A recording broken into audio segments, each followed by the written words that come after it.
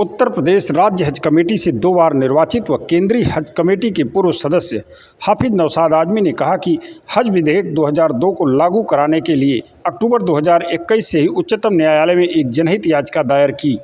जिस पर हमारे अधिवक्ता संजय आर हेगड़े और तलहा अब्दुर्रहमान ने गंभीरता दिखाते हुए इस याचिका को सुनवाई के लिए अदालत के सामने 9 बार पेश किया और हर बार कुछ न कुछ उच्चतम न्यायालय द्वारा सरकारों को आदेश होते रहे, मगर अफसोस की बात है कि आदेश के बाद भी कोई कार्रवाई नहीं हुई।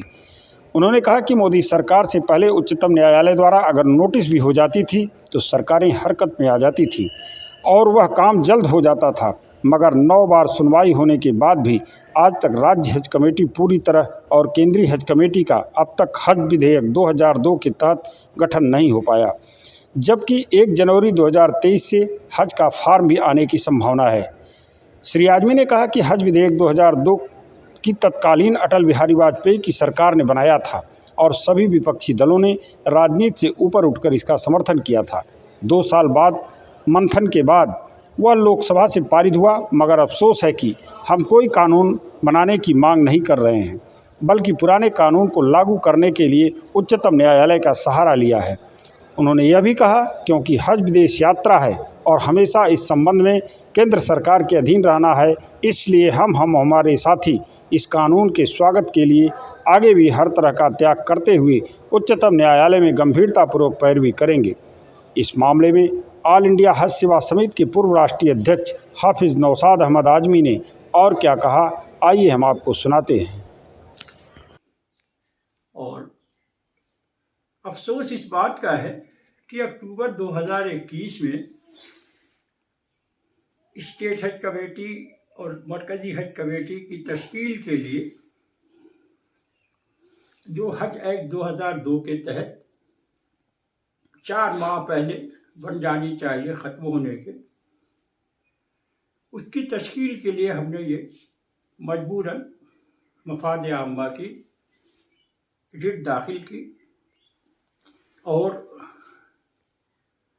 बहुत संजीदगी से हमारे वकला और हम इस पे कोशिश करते रहे और 9 बार इस मामले की समाअत हो चुकी है और सिर्फ ये मकसद है कि हज एक्ट 2002 जो आजहानी अटल जी ने बनाया था और हज के मामलात में तमाम अपोजिशन पार्टियों ने इसमें सियासत से ऊपर उठकर